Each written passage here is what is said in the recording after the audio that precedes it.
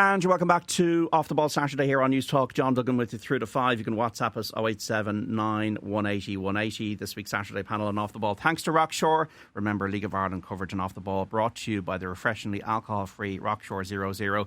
Always be drink aware. Get the facts and visit drinkaware.ie. You can get all the reaction to the League of Ireland on LOI Late Night on Fridays of game weeks. So Shamrock Rovers slipped up last night, but it'll only delay the inevitable, folks. 22nd League of Ireland crown in the coming weeks.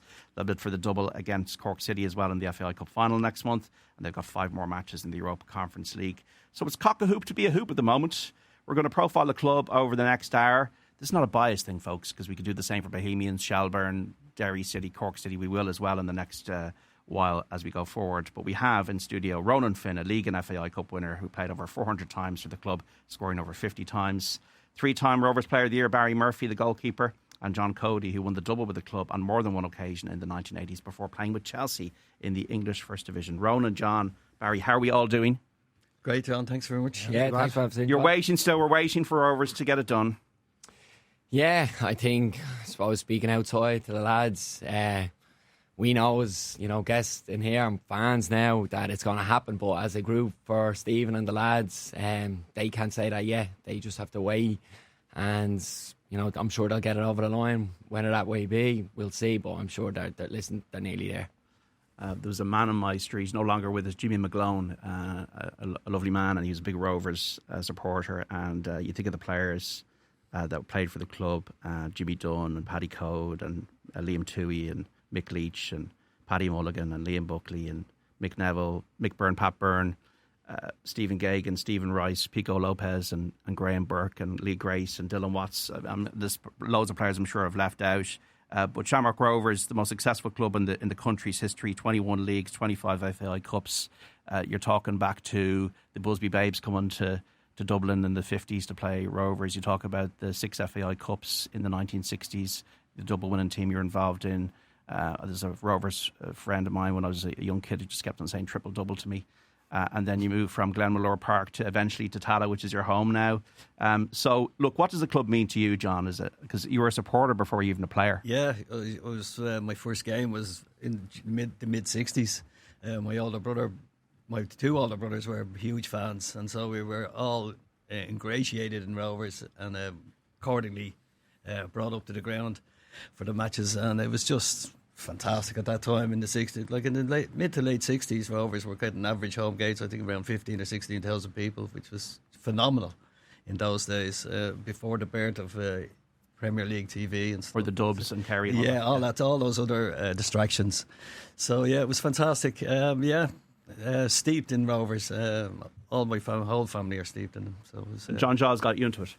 Yeah, actually, it was a friend of mine. I was playing, funny enough, for the YMCA in the Leinster Senior League, and a friend of mine insisted on bringing me up. He was a friend of Noel Campbell, who was the B team manager at the time, and he said, "Come on, I've organised a trial for you." Well, I said, yeah, okay, we'll give it a go. Anyway, and I was late. I was 22 at this stage. You think those opportunities have gone past you because you've had no breaks. You've just been playing kind of junior football and mind your own business, going out with the lads on a Saturday night, having a great time. So, up I went. And he just stopped outside the gate. He said, in you go. So, I went in the little gate of the big green gate. And, of course, being a Rovers fan, the only thing I knew to do was go into the first team dressing room because that's where Rovers togged out. So, I went and sat down and accordingly dispatched to the away team dressing room. Sorry, lad, the B team are in there. So, yeah, so I went in and I didn't leave for 6 years. So it was fantastic, yeah. They took me on and went obviously from the B team and then got a break in the first team as a centre forward, funny enough. And the rest, they say, is history. So John Giles was an icon of Irish football, still is. Yep. I mean, even what did you even learn from him? I remember distinctly how to protect yourself on a football field. I was like a raw 22-year-old coming into the game, and he said, John, you're far too open. You have to mind yourself at all times. And that was one thing he taught me how to do, was how to tackle properly, how to defend yourself and mind yourself on a football field, because football in the 80s was slightly different than it is today. There was people basically trying to break your leg in every tackle. So that was very important to learn that aspect of it. But other little things like runs to make, like the little tactical things that you wouldn't even think about, but the difference they make to your game is phenomenal. So Barry, you joined the club as a teenager? Yeah, I was playing for Leicester Celtic down in Nuckrove, and we just played Shamrock Rovers actually in a league match, and went home, and my dad was like, how'd you get on? I said, we're grand, they're not great, Rovers, not a great side at all. And he's like, that's funny enough, they're after ringing and asking if you wanted to come up to the Foyle Cup with them. So I was like, actually a very good side, not bad. But went up to the Foyle Cup with them as a teenager, went back to Leicester Celtic, and then went back up to the Mill Cup with them, joined the academy then, and never looked back really. So like early in your tenure, they were a first division club, so it's amazing given I suppose the status they've always had as maybe the establishment club in the game, you know. Yeah, I was actually with them in the Premier Division with Roddy Collins was our manager, and Russell Payne, an American goalkeeper, was in at the time. Hadn't done too well. I was only a 17, 18-year-old and was on the bench a couple of times, and suddenly Roddy calls me into the dressing room before a Waterford game and says, "You're starting today, son." I was like, Jesus. Went into the toilet, got the phone out, rang the parents, I'm starting, get yourselves into the game, and played Waterford that night, kept a clean sheet and stayed in the team, but unfortunately got relegated that season. Probably good for me because as a youngster it gave me a chance to solidify my place in the team. Got down to the first division. Roddy lost his job at the end of it. We lost in the playoff to Dublin City, and then in the first division with Pat Scully we came in and went straight back up, and that was really the start as the good times for Shamrock Rovers. Was that first division win. A couple of years later, we were obviously still nomads in talk at the time. A couple of years later, we had the first game against Sligo and Tala, and the era in Tala really started from then. And for you, Ronan, you were coming into the team, into Rovers, when it began to start going up and up. Yeah, I came in 2011 under Michael. So I think Rovers, Michael O'Neill, yeah, Rovers had just won the league the year before. So I was coming in, as you said, when they were on the upward trajectory, and listen, had a great year with Michael. I'd come in from done 5 years at UCD, then done a year at Sporting Fingal, and at that stage was probably ready to come into full-time football and into an environment. And yeah, straight away you recognise the magnitude of the club. You understand that this was a real football club.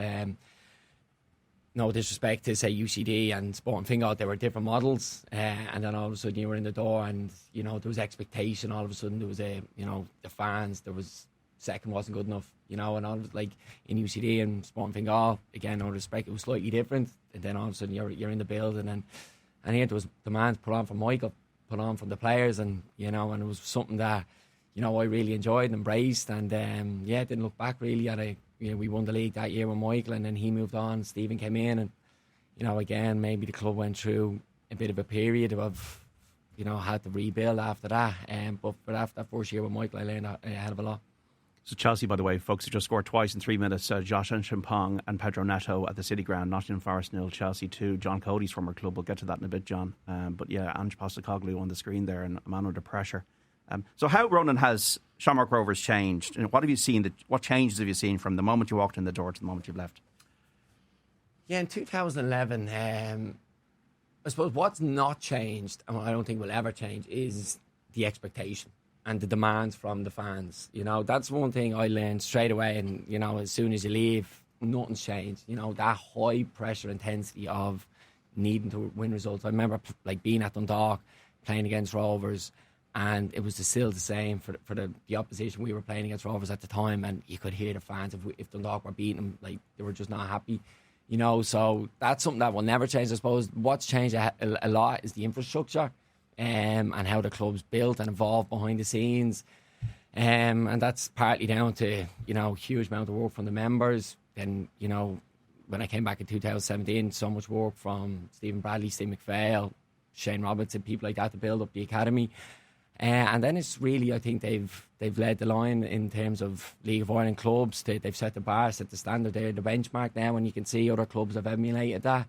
But I think, spoke to Stephen Reese, I think he wants to go further, and will require more investment. But I'm sure for Steve and this group, this isn't, they want to go more, they want further success, whether that be probably going into higher European competitions.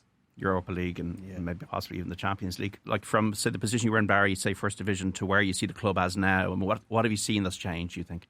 That's night and day. I think under Roddy Collins we were training in Marley Park and getting chased off by the gatekeeper there as well, like for training sessions. Just to see Roadstone now in itself, it's an incredible facility just for kids going in, the Astro pitches, the gym, everything around it. From where we were training up in Ellisburg, up in Tala, as youths coming through the thing, we're in a porta cabin, like, you know, the kind of ship containers with no lights. Just from where that is now to where the academy is now, we just saw that kind of built from the First Division. There's real emphasis, as Ronan said, put on winning.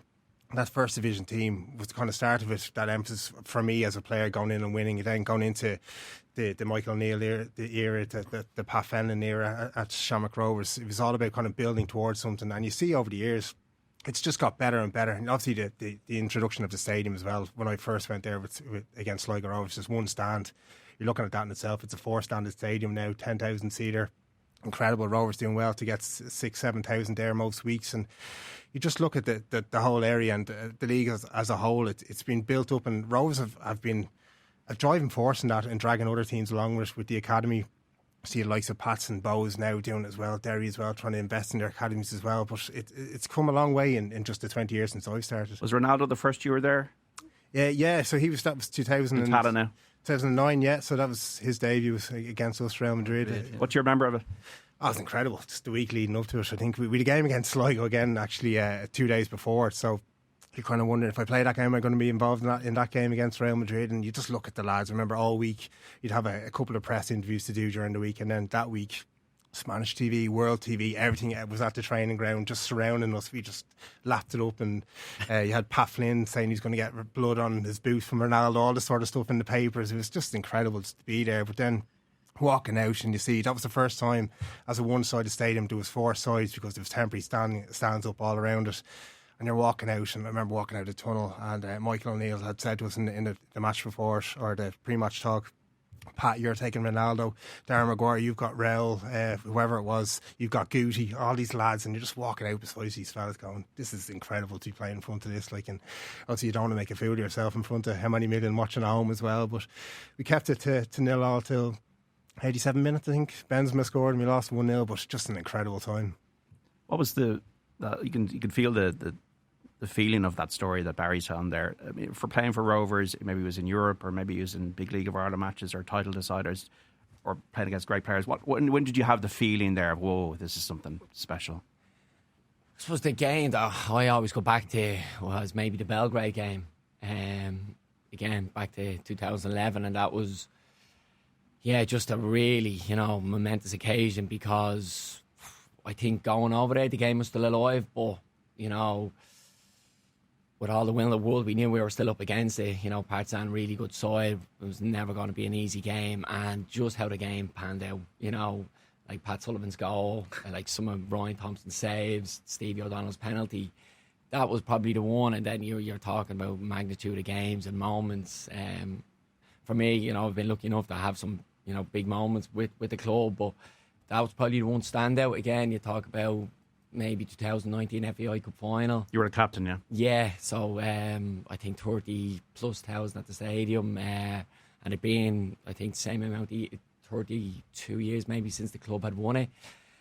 And you could, and genuinely, when we won the cup, you could see the raw emotion in people's faces. Like, grown men, members, all the staff, what it meant to the club at that time. Just, the club had a bit of a barren spell that they hadn't won the league. But I remember on the lead up to that game, it was just the cup. Speaking to Rovers fans, speaking to people, just Ronan win, the cup. Like, really, like, making stuff like it was just the cup. They wanted the cup. There was just a special relationship that we had, and again, that was another really just special moment. And personally for me, it was a nice moment, and have your family there, and the club at that stage. I think Stephen had come in 2000, maybe the end of 2016, and this was just all part of his pathway. I mean, in fairness to Stephen, he never deviated away from. He always had a plan of what he wanted to do.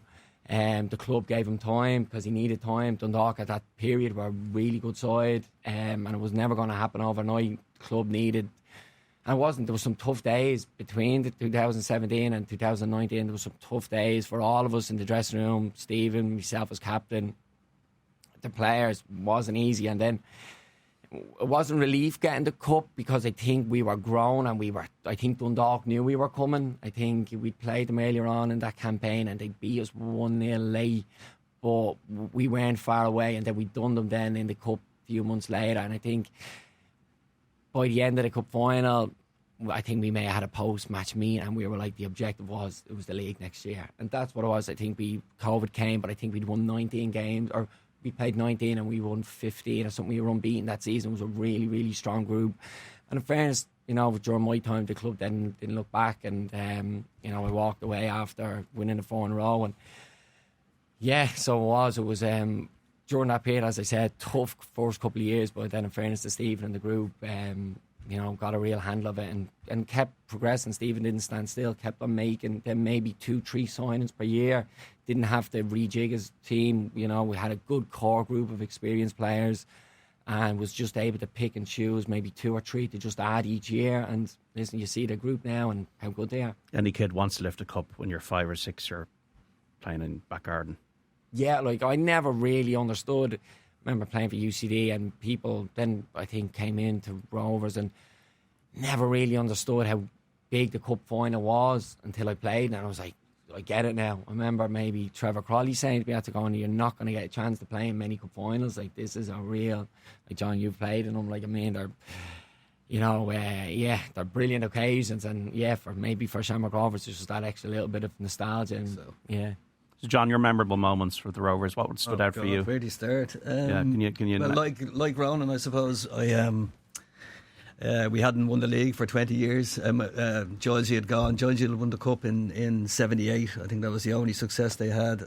And then Jim McLaughlin came in 1983-84 season, and like that, I got into the team. Funny enough, because Kevin Brady got injured and I was playing left back and did quite well, so I was kept on for the whole season at left back. I played every match.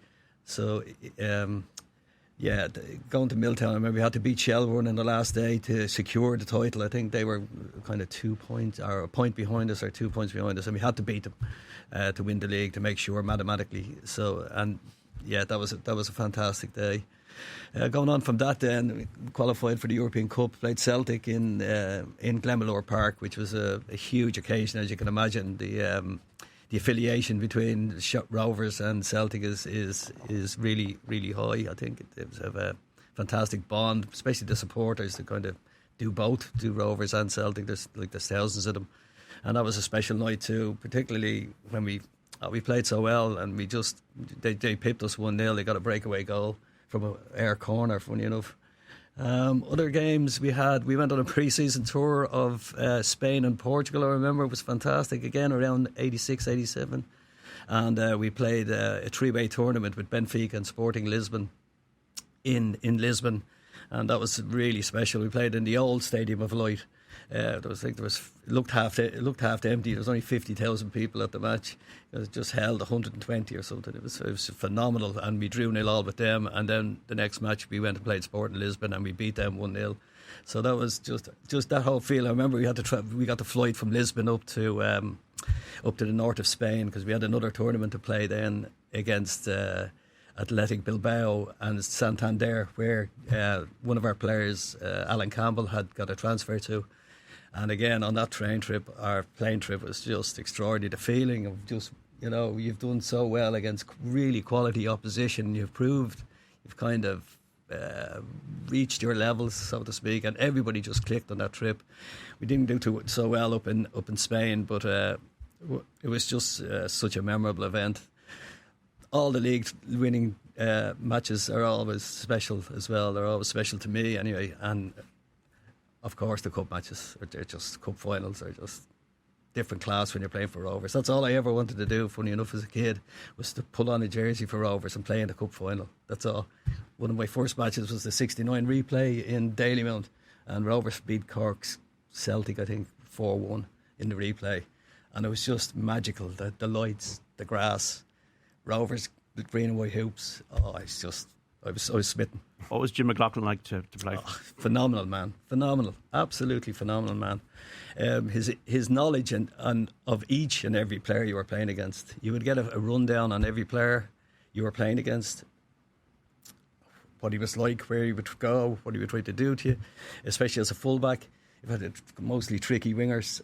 So yeah, he was fantastic. His organisational skills, his recruitment policy was fabulous. We lost many players to foreign clubs, and the replacement process was just, and it was all him. Like, there was no like Steve McPhail going out and looking at players for a couple of months. No, none of that nonsense. It was just, we'll get this guy in, and more times than not, they just slotted in. He was phenomenal, man. He was brilliant. We only lost him in the last year. Yeah, I was up at his funeral, actually. It was great, well attended by, obviously, Dundalk lads and Rovers lads. So yeah, it was sad occasion. And you played for him at Derry and Dundalk as well. Yeah, he brought me back from Chelsea then to play for Derry, and that was just extraordinary. Like, I think it was 11,000 people at every home game up in Derry, and there was almost 6 or 7 at every away game. They used to take places over, and again won a treble with Derry, which hasn't been done since or before. So we've another proud record to hold on to.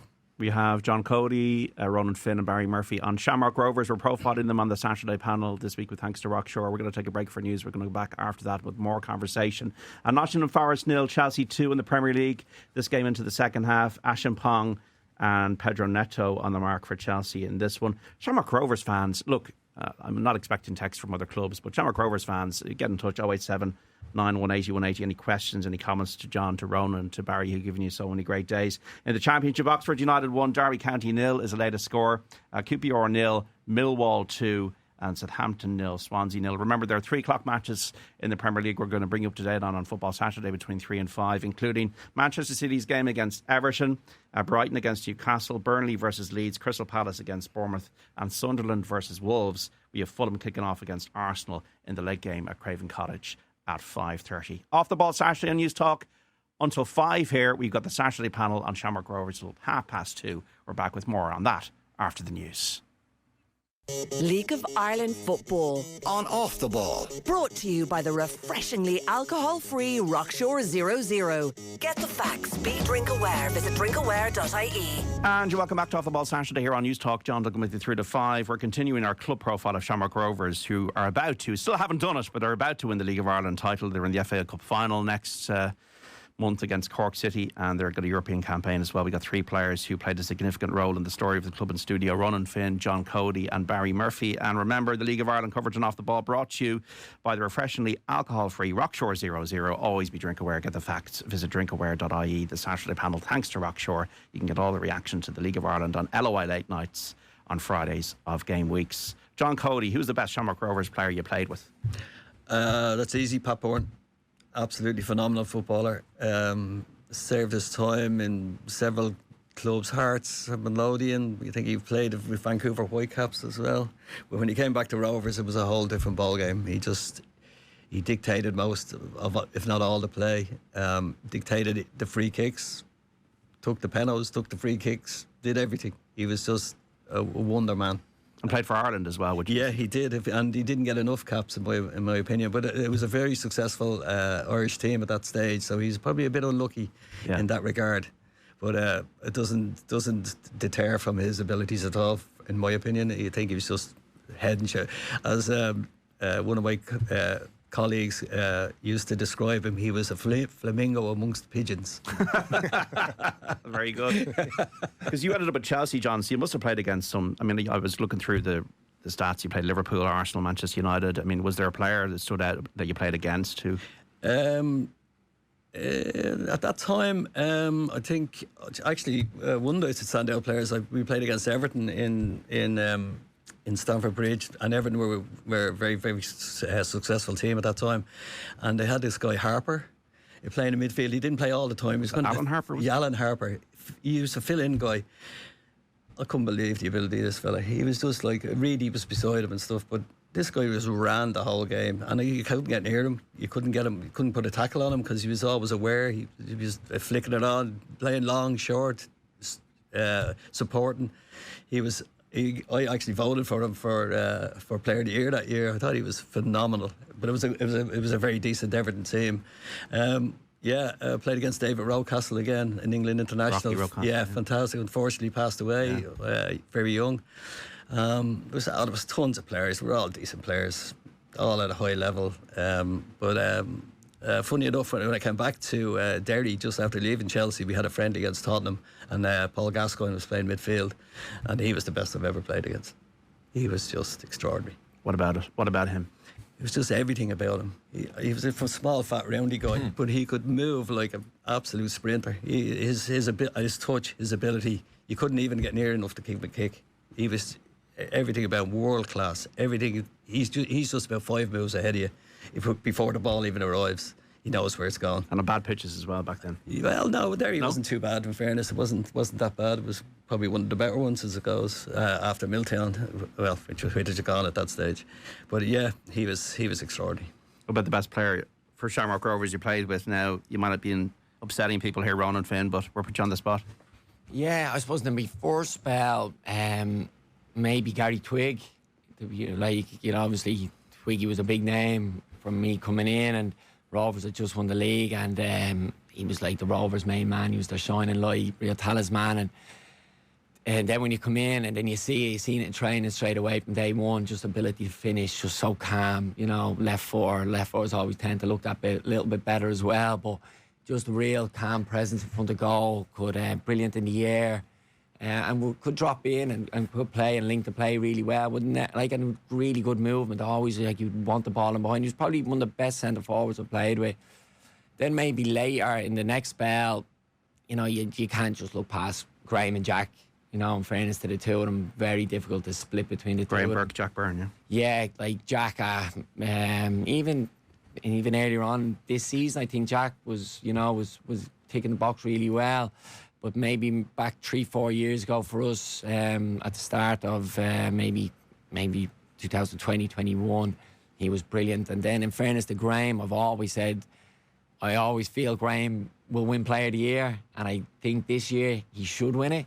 So I hope he does, because he's just been a phenomenal player since he's come to Rovers. Obviously got his move to Preston, ends up coming back. He's got international caps in that meantime. Just a brilliant finisher, and always has. When your Graham's playing, I feel with Rovers, they'll always have a chance of scoring, because Rovers will dominate the ball a lot of the time. And if Graham's not playing, they might could dominate the ball, but maybe just not have a strike from outside the box. Where when Graham's playing, I think there's an opportunity for a goal is always a possibility, and he's just a real natural footballer. What about the fact that you won Player of the Year 3 times, Barry, but the best Rovers players you played with? Has to be Paddy McCourt.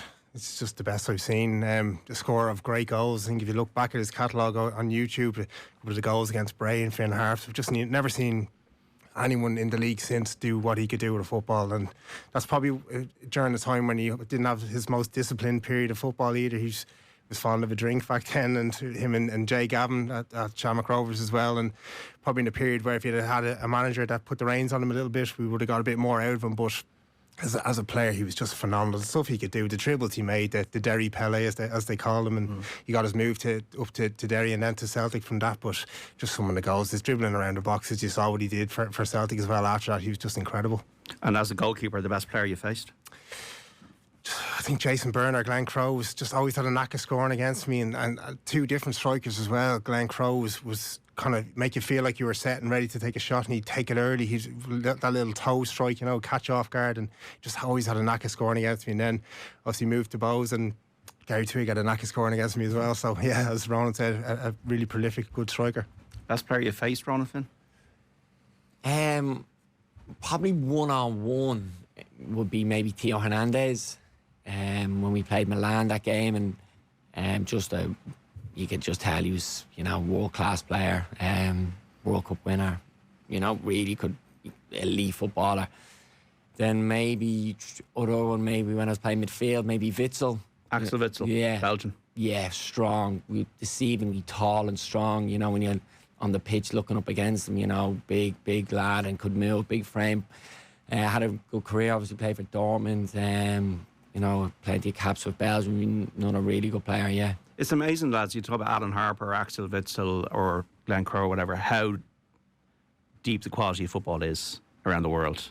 Like, we're talking about trying to get the game up off the ground in this country. And even to think of the Irish teams we had, like, it's a deep pool.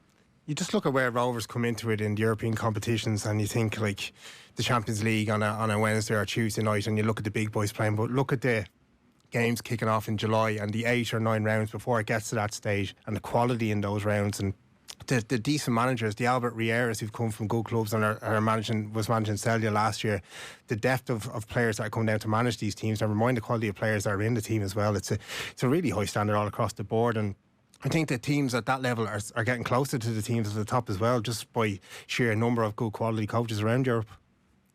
Yeah, I back that up. And I think from our country, our point of view, I think Rovers now, that gap's getting small. I think when and Barry, you might be able to agree, in European football maybe 10, 12 years ago, it was always a hope. It was always, you needed a bit of luck. In fairness to Rovers now, they're going out, they're playing against teams, and, you're expecting results. You see their points return from the campaign last year in Europe.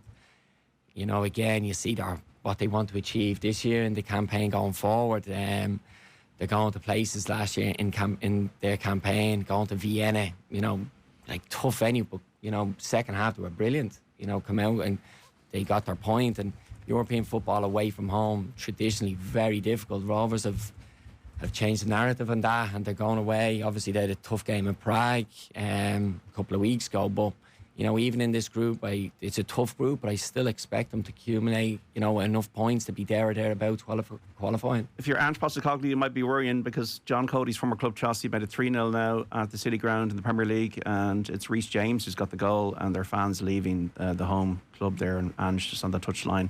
Just maybe he went back too soon into the game, because John Coady, you're going to go full circle. So you're a kid and you're supporting Rovers, then you play and you win doubles, and then you're going to Athens, is it, next month? Yeah, Athens, yeah. So what's it been like being a Rovers on the road as a supporter now? It's been absolutely brilliant.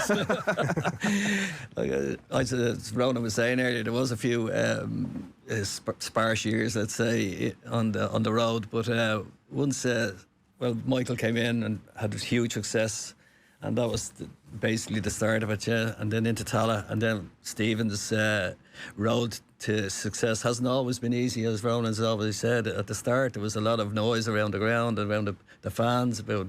I think there were signs up in the South Stand as well at one stage. Enough is enough, and whatever. But he's stuck with it, and I've always been very supportive of his the way the style of play he wanted to bring to the club, and it was.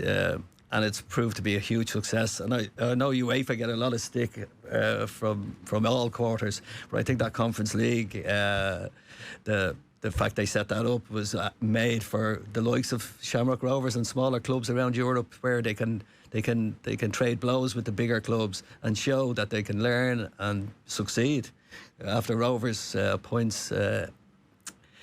All the points they got last year in the Conference League was fantastic. I went to a couple of the games. It was in Vienna, and it's just phenomenal. It's brilliant. Went to Stamford Bridge. They treated me really well. It was nice to go back. Myself and Paddy Mulligan got special treatment there with our wives, and accordingly they looked after us really, really well. Unfortunately, the result didn't go our way, but it was just a great occasion all round. Even for Chelsea, because you got relegated. Yeah, and it was like the old. I remember it well, like when they got relegated in the 80s, and it was just the atmosphere wasn't good, and the shed and everything at Stamford Bridge to go then with Abramovich's millions and all these trophies. I mean, even that journey, Jose Mourinho was unbelievable. Yeah, for sure. Unfortunately, I wasn't there for that, but much as I'd like to have been. But yeah, they did. They went through an awful hard period of time in the 80s. They got relegated, but they bounced straight back up. I think Bobby Campbell became the manager then, and he brought them back into the first division. And then they were kind of mid-table obscurity until the Abramovich millions came in, and that just changes everything. Because Barry talked about Roadstone and the academy and the changes since he was a first division player to now. I mean, it just feels like psychologically it took Rovers a long time after Milltown happened to get to back. Yeah, I think everybody was kind of bruised and broken after that. There's no doubt, especially the supporters, when they didn't have the success. Like they really worked hard. I remember I was in touch with a lot of supporters at the time, and they really worked hard to try and get the finances together to buy the ground for the club. Now, or even just to rent it off the I think the Morris fathers or whoever owned it. I don't know how it became the Kilcoyne's property to sell, but they managed it anyway. Yeah, so, and then you're drifting around grounds, going to different places, and then there was the don't go into Tolka protest as well. So the supporters weren't even going to the matches, but they were standing outside on a Sunday afternoon, and that was, as a player, that must be just crippling. Like, if you have no support at the match and you don't have a real home ground.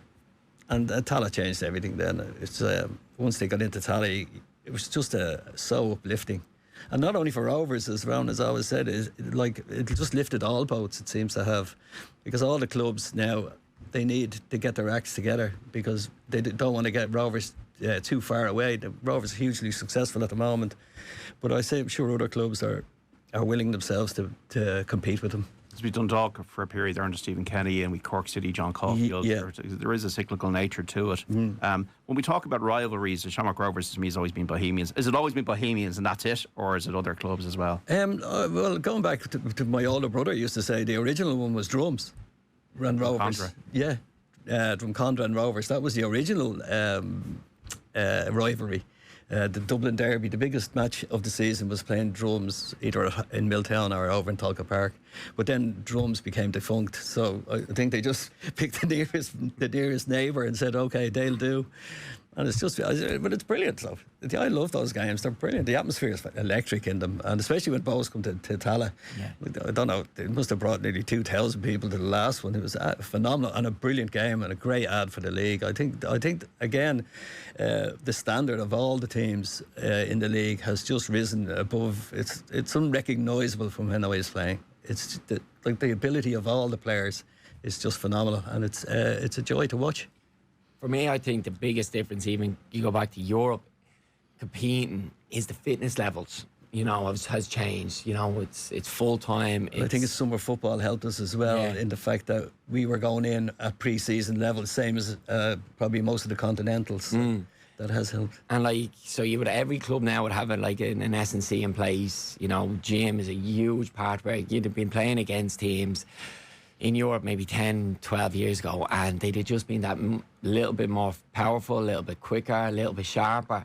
And I think now that gap has got a lot smaller. And I think you look at the likes of Rovers, Shells, in fairness, other Dundalk, when I was there, that gap started to get smaller. And I think fitness is a huge element of football, because if you're fit and you can stay in the game, you'll always have a chance. But inevitably, if you're not fit, and you're not strong, you're not quick, the better teams, they'll just in the end, they'll just run over you, and that I think that's changed. And I think again, probably maybe Dundalk, maybe 2016 in that kind of League of Ireland circles, I think it changed there.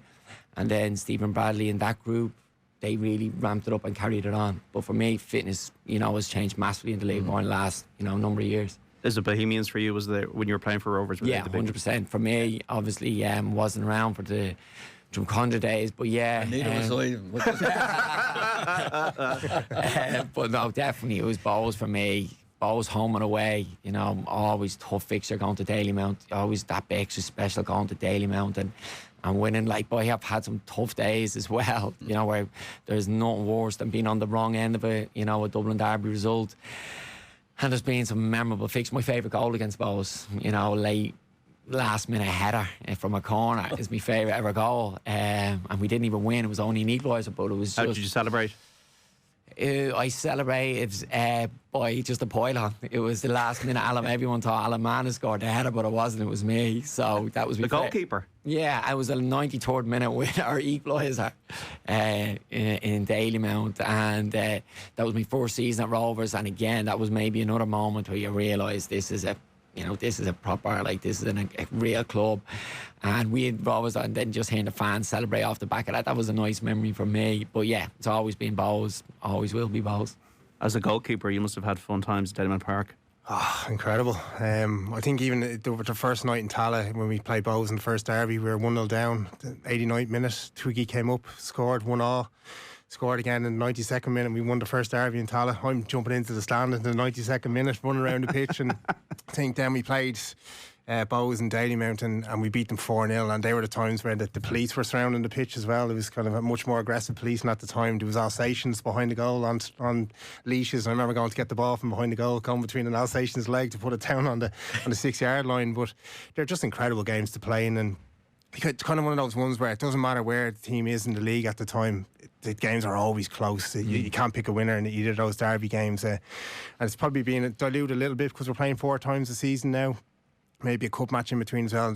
Those kind of seasons, there were 2 times, maybe 3 times a season. But the one that stood out for me was the FAI Cup one when we were in the first division with Rovers, and we got to play Bows in the cup as well. It was a massive draw. Gareth Farley was the manager. We played them in Talca, drew 1-1. Should have beaten them. Then we went to Dalymount Park, and I saved a penalty against Farley. We went on to win 2-0 that day and knocked him out of the cup. And I think Gareth unfortunately got the sack after that, but vicious in the crowds, the way that kind of turned on things. But it was a brilliant game to play in, and I think Dalymount is always a great place to go and win, especially as a Rovers player. And the goalkeeper, wherever you will go, you'd hear stuff. You'd hear a lot. You have to probably block it out, do you? Yeah, you do. The grounds are so tight now. I think Talca is great. They're only a yard away from you. To be eating chips hanging over the edge. You could smell the chips as you're standing in goal. It used to kill me during the games. The same at Richmond Park, right behind the goals, and you can't get away from it.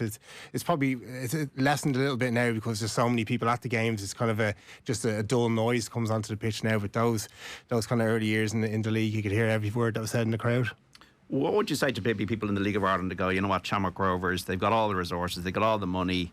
There could be detractors. Is there a jealousy point of view? Is there a legitimate thing to say about that, or is it just a case of you need to build your own success? No, I think there's been money spread throughout the league this year. I think Derry has spent a lot of money. I think Pats as well, and that's probably where the disappointment has come from Pats and the underachieving this season. I think you look at going down to Cork and losing the way they did in the cup match. I think to be bitterly disappointed, and I think last night was a repercussion of that. They needed to put on a performance for their fans, and they did. They were excellent last night, but it's not a massive thing where Rovers are going and outspending people as well. They've brought in some quality young players and players who were maybe discarded at other teams. Danny Grant let go from Bows. He's been exceptional for Rovers this year. Josh Honahan has come in, a young kid down in Cork City. So they've recruited really well, but they have spent money. They've recruited really well, and listen, to be fair to other teams, there hasn't really been a challenge to Rovers over the last couple of years, bar last season with Chels.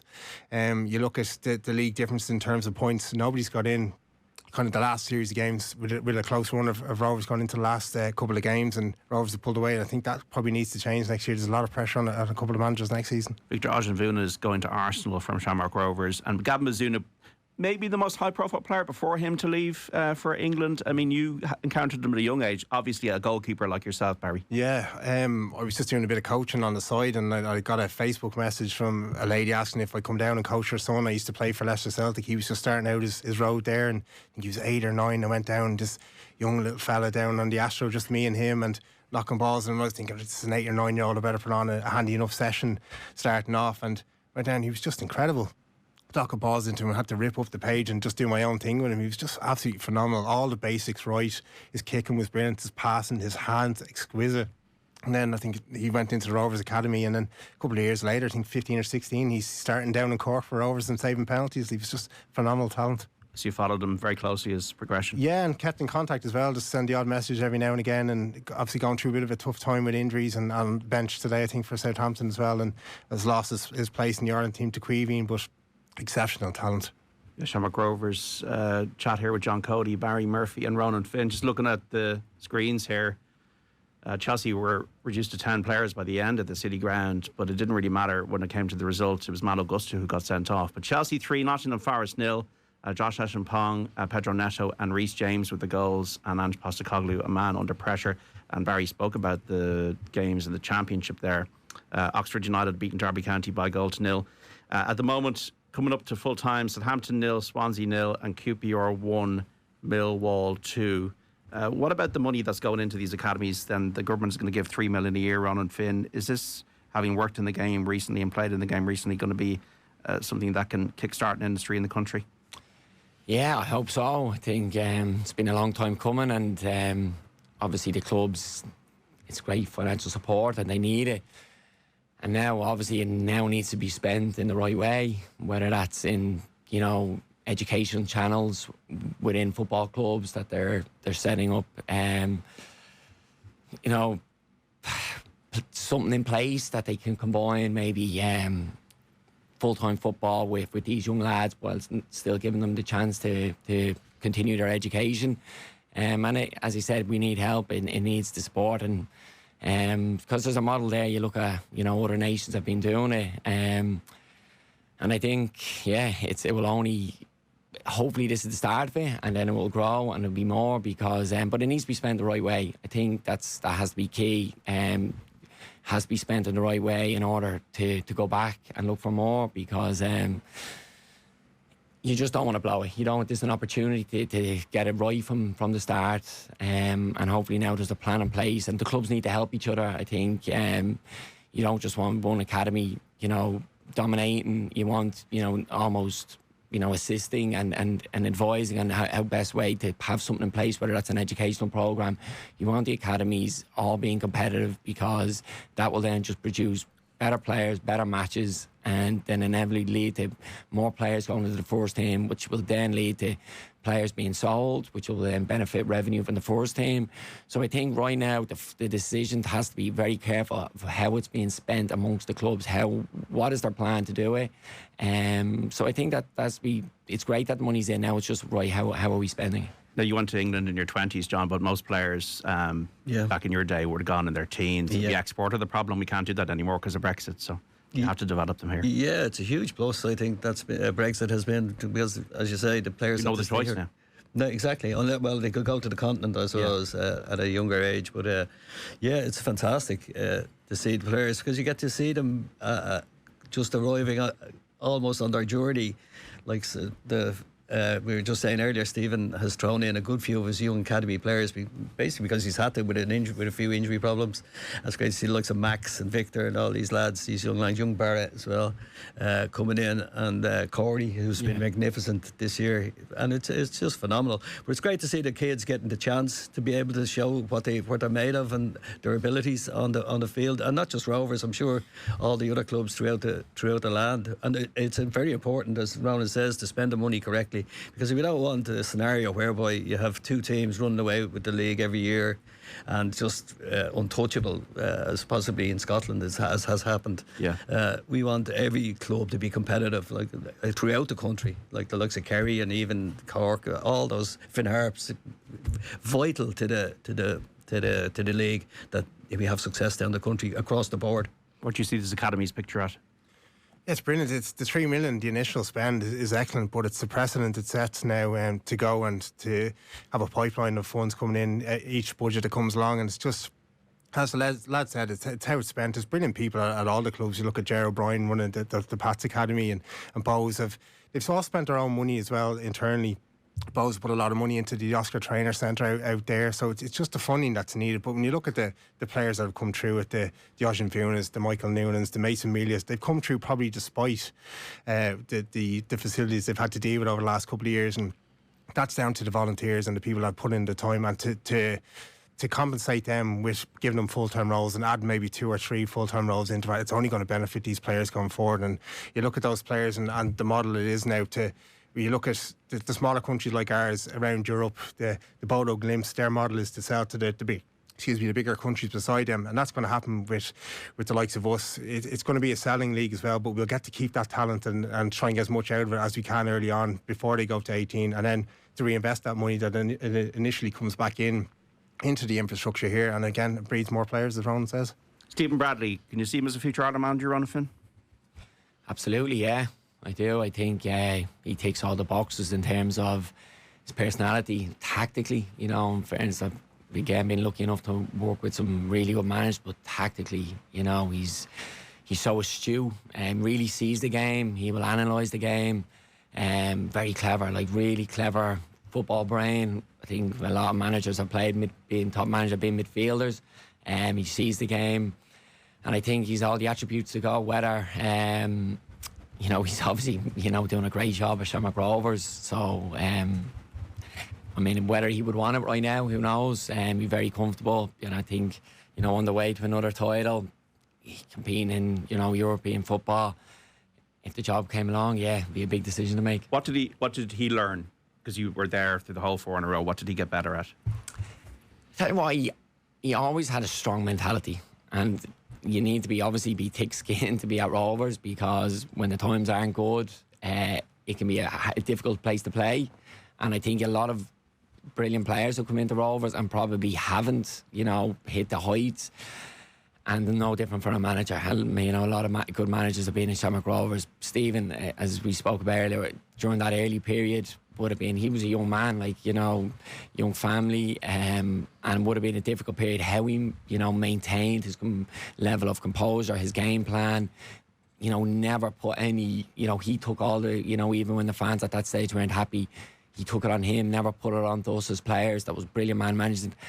And then he just had a great, there's a really good bond between, the senior lads in the group and Stephen. And especially at my time, we had a really good, leadership group. You could go to him, you could speak to him. If he needed a day off, he'd listen to you, because he was he'd only recently finished playing, so he understood it. He was still, so involved in the game from a playing point of view that the transition to management, he probably had a lot of the traits that he was able to bring through. And yeah, and you know what, off the ball, just really, really, personal, really could go to him with any issues, able to help you. And he signed every player in that dressing room. So, as a group within that dressing room, that this manager wants you here because he's brought you here. You see him, what he's done with the likes of Corey, Gavin, throwing Gavin in at 16. I'm sure there's going to be more coming through over the next week, but not being afraid to put young players through. And he's just been key to the success of Rovers over the last, 7-8 years. Can't say enough about him, really. Just get some WhatsApps in here, 0879 180 180. To the last thing, Stephen Bradley will be the next Ireland manager, and if so, will he bring some Irish League players into the setup? Is kind of just what we asked Ronan there. Have great memories of John Coady when you played for Billy Baxter's brigade at Monaghan United in the early 90s. Great days in what is a GA region. The Magic Mohans will hopefully appear again in the league pyramid, says David and Donegal. The late Billy Baxter. I met Billy. Lovely man. Went out with Billy a couple of times for a few jars. Yeah. And what a football encyclopedia. Oh, completely world knowledge of football. A great lad. We used to be called the Blue Rinse Brigade. Yeah. I think we had 7 players in their 30s. So, they were. I had one season up at Monaghan under Billy. Yeah, fabulous guy. Really great fun, great manager, and great crack. Shamrock Rovers, what does that mean to you, John? Because it's been a huge part of your life. Yeah, it has been, and just huge part of my life, I suppose. Yeah, don't miss any games. Go to some away games as well. You were there last night? Yeah, I was. Yeah, and Pats, in fairness to them, played really well and deserved their points. We didn't, and that's the way that goes. But I'm sure they'll get it over the line in the next couple of weeks. But it's been a huge journey for me. It's been a lifelong love. I think it was my first love in football, and I think that's hard to get past then in later years. It was that's just great. Just to get a real sense of community, the friends you have. Yeah, don't matches got away. And because I played in the 80s as well, I have friends going back that long. That's 40 years ago. So time goes so quickly as well. And then we have the young lads like Barry and Ronan here coming in, and they're just rejuvenating the club, and it just seems to keep on getting better and better and better.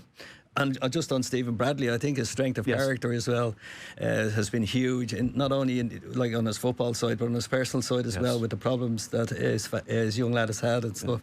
And to deal with that and still to have a hugely successful football club, I myself personally, I don't know how he did it, but I just hats off to him. Yeah, no, well said. And Barry, for you, because you started there at such a young age, what do you see as the future of Shamrock Rovers Club? Yeah, it's moving forward. It's as Ronan said, Stephen, if he does decide to stay on, he probably does have a decision to make in the next couple of years in terms of where's the heights he can get to with Shamrock Rovers in terms of European football. There's obviously going to be a next step going to the European or the Europa League and the Champions League. Rovers and the League of Ireland equipped to get to that stage. Probably not at the moment, but that would be where he wants to get. So if a decision comes around that he needs to make, I'm sure he wants to strike when the iron's hot. But in terms of where the club is left from where I was, it was always about going to training up in Kiltipper. You were always talking about you want to be there when the stadium opens, then it's you want to be there when they win the league, then it's you want to be there when they get to Europe, and it's all about these little milestones, and they're going progressively each year. They're starting to hit those milestones for players coming through from this country. It's all about going and playing for your local club and trying to progress those teams, and what's happened for me coming through Rovers was brilliant for me personally. It was part of my formative years. I grew up there, and to see them now, and I'm still involved with the commentary there, and as I kind of move into the media side of things, they've been brilliant for me as well. And that's what these clubs do on an individual basis. The Pats, the Bows, Shells, they all do around the country as well. So it's just a really community effort. And as we look ahead to the next few years at Rovers, Ronan Finn is somebody who played, 400 times for the club. I mean, they've got, Shelia, Athens, Shakhtar Donetsk, Breidablik and Hamrun, Sparta to play in Europe now until Christmas. I mean, that in itself is something to look forward to. Yeah, and as a player, these are the nights you really remember. The season's over for a lot of other clubs in the next week or so, but not for Shamrock Rovers and for Shelbourne. So they'll, I'm sure, get a little break, but these are just brilliant nights. In Tallaght for me, it was always the European nights that you really look forward to. They're that extra bit special. You'd see people in the crowd that bit earlier, the warm-ups that bit more intense. You're going to away grounds, you're just a real special time in round European campaigns.